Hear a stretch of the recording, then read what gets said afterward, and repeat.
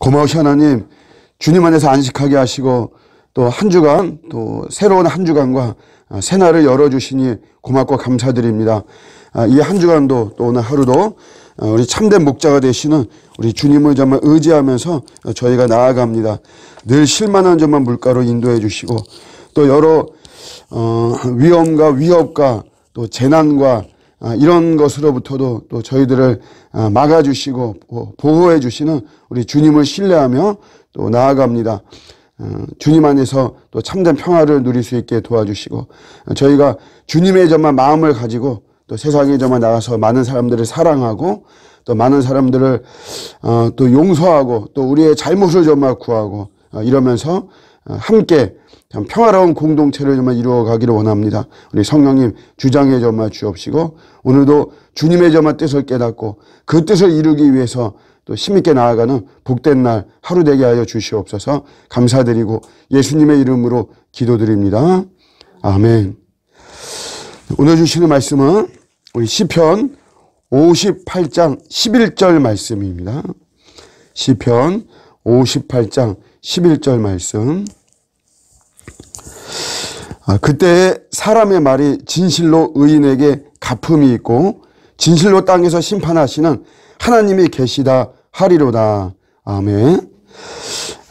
시편은 이제 악인이 누구고 의인이 누구냐 하는 그런 문제를 집요하게 다루고 있습니다. 단순히 착하고 뭐 나쁘고 그런 것이 아니고 하나님을 이제 모시고 하나님의 뜻을 따라가느냐. 특별히 이제 이런 시대 속에서 세상 속에서 세상의 풍조가 아무리 뭐 우리를 유혹하고 뭐 미혹하고 뭐 그렇게 하더라도 그래도 하나님 편에서 그 길을 갈 것이냐 아니면 그 대척점에서 하나님의 뜻과는 하나님의 말씀과는 다른 길을 갈 것이냐 이제 그것이 기준이 되고 중심이 되어서 계속해서 의인과 또 악인의 이런 삶을 다루고 있죠. 의인은 어쨌든 하나님의 자녀임을 깨닫고 하나님의 말씀을 기준으로 삼는 것입니다. 나는 하나님의 은혜로 구원받은 하나님의 권세 있는 자녀이고 따라서 하나님의 말씀을 기준으로 삼아 하나님께 영광을 돌리는 그런 인생을 산다. 하나님 말씀을 기준과 중심으로 삼는 것이죠. 근데 우리 악인들은 전혀 그러지 않는단 말이에요. 악인들은 하나님을 부인하고 하나님 자체를 무시하고 하나님의 이름을 망령되이 여기면서 하나님의 법도 하나님의 말씀 안에 거하지 않는다는 거죠. 그러면서 그 악인들은 악행을 저지릅니다. 그 악행이 의인들을 괴롭게 만들고 의인들의 평화로운 삶을 위협하고 그러죠. 그래서 이 악인들이 악을 행하지 못하도록 기도하는 것이 참 중요합니다.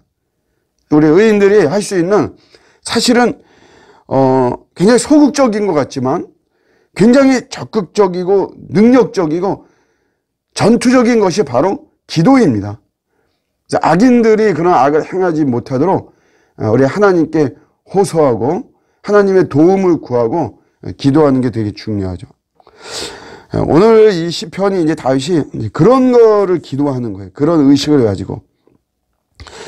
그래서 우리가 이제 쭉 보시면 조금 우리가 이런 배경 없이 읽으면 사실은 좀 이게 마음으로 와닿지 못하는 이제 그런 문장들이 좀 있습니다. 6절에 보시면 시인이 이렇게 기도하는 거예요. 하나님, 그들의 입에서 이를 꺾으소서 이렇게 기도하죠. 그러니까 이를 꺾어달라고 하는 거는 이거는 굉장히 사실은 잔인한 거잖아요. 근데 여기뿐만이 아니고 시편에서는 참 이런 의외의 말들이 사실 많이 있습니다. 우리 55편에서도 보면 혀를 잘라버리게 해달라고 이런 말을 합니다. 우리가 보통 사실 우리 뭐 좀 다툼이 있고만 이래도 웬만한 그런 억한 감정이나 막 이런 거 아니면 그런 말 안 하죠. 그런데 여기서는 하나님 이를 꺾어달라 이러고 혀를 잘라버리게 하고 또 막 다른 데서 보면 자손들이 계속해서 거지가 되게 해달라고 이런 이제 저주의 말들이 많이 나오고 막 그럽니다. 근데 우리 7절도 보면 흐르는 물같이 사라지게 해달라. 그러니까 이 땅에서 없어지게 해달라는 거예요. 8절은 소멸하여 가는 달팽이 같게 해달라. 달팽이가 말라 비틀어 이제 죽는 거거든요.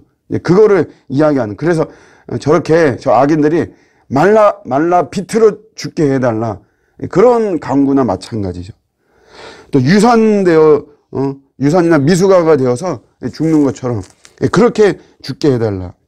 전체적으로 굉장히 잔인하고 이게 저주 같은 건데, 이게 결국 무슨 말을 의미하냐면, 하나님 저는 악인들이 악을 자행하지 못하도록 해달라고 하는 그런 하나님에 대한 호소인 것입니다. 우리 의인들이 우리가 할 수 있는 것, 우리가 나서서 같이 싸우거나 우리가 같이 보복하거나 뭐 전투하거나 전쟁하거나 이럴 수가 없는 거죠. 또 그렇게 해서도 올바른 것도 아니고 그런 식으로 해가지고 문제가 해결되는 것도 아닙니다. 하나님께서 하나님의 방법이 사실 있는 거예요. 그래서 모든 것을 처리해 주신, 심판하시는 하나님을 신뢰하고, 오로지 우리 저런 악인들이 악을 자기 멋대로 이렇게 하지 못하도록 절제 안 되는 악행과 탐욕들 있잖아요. 그런 속에서 나오는 수많은 피해가 있단 말이죠. 그런 것들을 하나님은 하지 못하도록 우리 기도하는 것이에요. 제가 뭐 며칠 전에도 우리 노예일 때문에 광명 쪽에 갔다 왔는데, 거기에 이제 뭐 신도시 개발되고 하면서 그게 연관된 LH에서 연관된 사람들이 정보를 미리 획득해서 뭐 해서는 안 되는 일을 자행하고 뭐 그런 것들을 보면서 사실은 뭐 그런 유혹이 있으면 누가 안 넘어가겠어요. 그렇기 때문에 우리가 할 수 있는 거는 하나님께, 하나님 그런 악행들이 저질러지지 않도록 하나님 좀 이렇게 막아주십시오. 우리가 막 기도하고 하나님이 처분해 주셔야 됩니다. 그렇게 우리가 그런 악들이 사회적인 구조화가 되지 못하도록 우리가 끊임없이 기도하는 거죠. 그러면서 우리는 의인의 바른 삶을 살아가는 것이에요. 근데 오늘 말씀에 보면 그런 의인에게 가품이 있다, 이런 말씀을 해주죠. 이 가품이라는 게 뭐냐면 열매가 있다는 말이에요. 열매. 의롭게 살면, 악인들은 이렇게 악을 행하면서 막 자기 제멋대로 하고 살아가지만, 우리 의인들, 하나님을 주인으로 모시고 하나님을 왕으로 모시고 아버지로 모시고 사는 우리는 하나님의 방식과 하나님의 방법대로 살아가야 된다는 것이에요. 근데 그것이 굉장히 좀 눈에 볼 때는 좀 손해도 많이 사실 보고 뭐 되어지는 것도 없고 앞서가지도 못하고 좀 우리가 그렇게 보이죠.